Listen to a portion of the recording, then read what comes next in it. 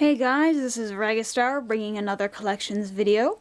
This is going to be, well, there's one game as you can see right here, but this is mostly going to be for movies and one CD that I had, but it's probably not going to be here by tomorrow. But I'll show it anyways because it does have some sort of relevance. Okay. This is Okamiden. I'm sure many Okami fans were waiting for this, and it just came out. Well, technically it should have come out this week. Actually, no, last week. But for some reason it came out a little earlier. I've already beaten this game, by the way. And I've been defending the game before it came out because people were giving it were judging it rather harshly. But I say it is worth defending. It's not as good as it could be, and probably most of the reasons is because it's on the DS. Okami games should not be on the DS. I mean, imagine if the original was on there. That would suck. But it's not a bad game. I would probably give it like a 75%, while I would give the original on the PS2 about 95%. But it's cute. It's too cute, but it's okay. I don't like the fact that it's E10 too. You don't get any of those pervy Isun jokes. Come on. But it's not a bad game. It's not worth to really bitch about too much. The stylus works okay. The graphics are okay, for the DS at least.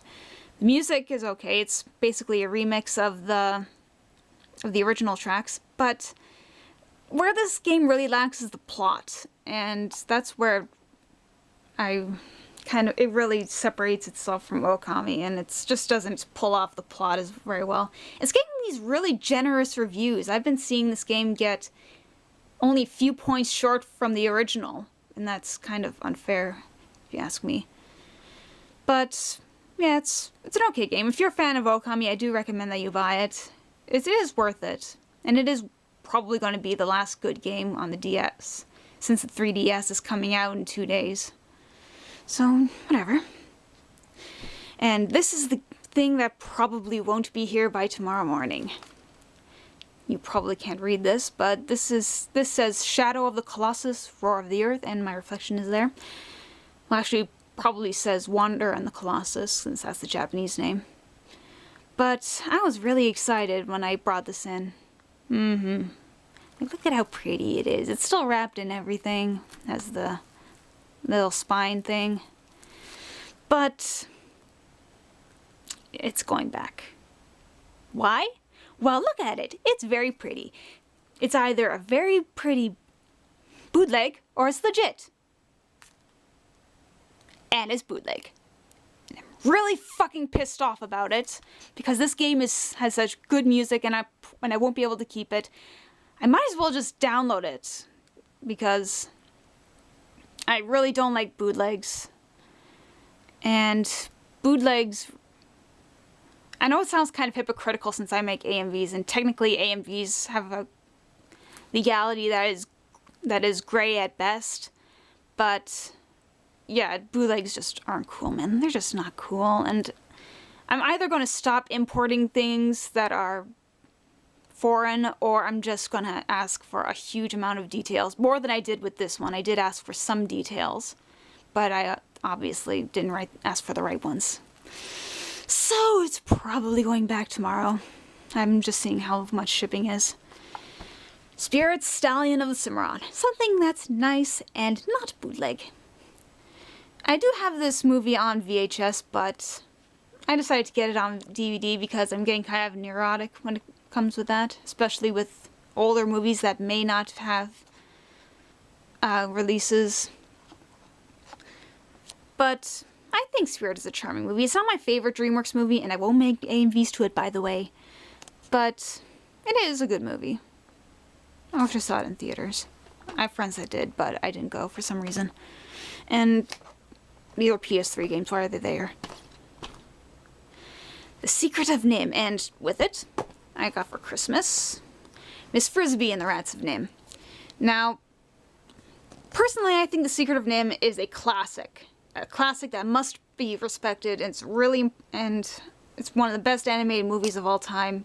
It's certainly one of my favorite movies of all time, by none other than the great Don Bluth, who also made All Dogs Go to Heaven and Land Before Time, American Tail, and a bunch of other movies in the 90s that I would rather not discuss. Now, I'm bringing the book here for a reason, because I will do a rant about this, and this rant will be mostly about books and movies, because this book and this movie are related, as you can probably tell. Miss Frisby and the Rats of NIMH is a book. A lot of people really like it, and I like it too, but I do prefer The Secret of NIMH over Miss Frisby and the Rats of NIMH. It's a hard truth. People live with it. I do find The Secret of NIMH is a little more magical and more climactic than the book. I don't have much against the book, and it did do a lot of things better. I like the open ending, and I like the focus with the rats and the research that The Secret of NIMH just didn't do. But I do like the movie better, and I've seen a surprisingly high amount of criticism for the original movie, and it's only because it doesn't follow the book. And I just don't get it. It's just such a good movie. Not a good cover. The cover makes me want to vomit, as well as the All Dogs Go to Heaven one, but I'd rather not get into it. But yeah, I mean, discuss it as you will, but I do think I like the movie better. And the rant will be mostly about similar kind of stuff like that.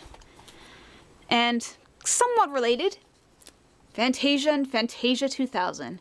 It's technically, says Blu-ray up there, but it also has the DVD versions, and all the stickers are there.